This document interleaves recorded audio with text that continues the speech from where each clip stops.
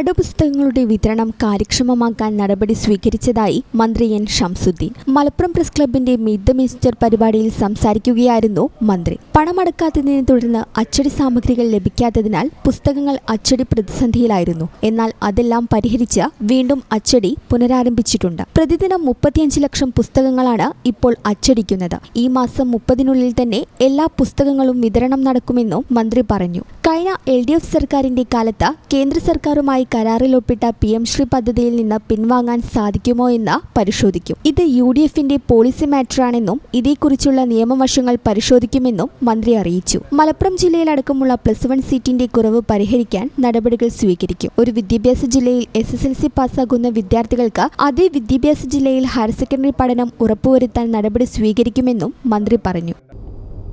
കേരളത്തിന്റെ അഭിമാനകരമായ നേട്ടങ്ങൾ എന്ന് പറയുന്നത് മാറി മാറി വന്ന സർക്കാരുകൾ ഉണ്ടാക്കിയ ആരോഗ്യ വിദ്യാഭ്യാസ രംഗത്തെ നേട്ടങ്ങളാണ്. ആ വിദ്യാഭ്യാസ വകുപ്പിന്റെ നേട്ടം നമുക്ക് നിലനിർത്തണം. ഇന്നത്തെ കാലം എന്ന് പറയുന്നത് വലിയ വൈജ്ഞാനിക വിസ്ഫോടനം നടക്കുന്ന ഒരു കാലം. ഇന്റർനെറ്റിന്റെ ആവിർഭാവത്തോടു കൂടി നമ്മുടെയൊക്കെ വ്യക്തി ജീവിതത്തിലും സാമൂഹ്യ ജീവിതത്തിലും കുടുംബ ജീവിതത്തിലും നിശ്ചയമായും അത് വിദ്യാഭ്യാസ മണ്ഡലത്തിലും ഏറെ പ്രതിഫലിച്ചിട്ടുണ്ട്. ഈ ചാനൽ ന്യൂസ് മലപ്പുറം. എന്താണ് ബ്രൈഡ്, ഇനി എപ്പോ റെഡി ആവാനാ?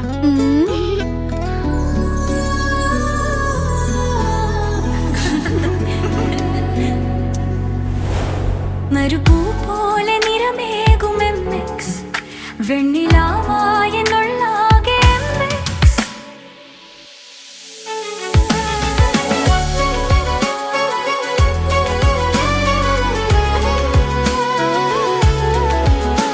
മനസ്സിലുണ്ടോ? MXലുണ്ട്. MX വെഡിംഗ് സെന്റർ ഇനി വളാഞ്ചേരിയിലും. MX wedding centre Valanchery, Pattambi, Koottanad, Koppam, Kecheri.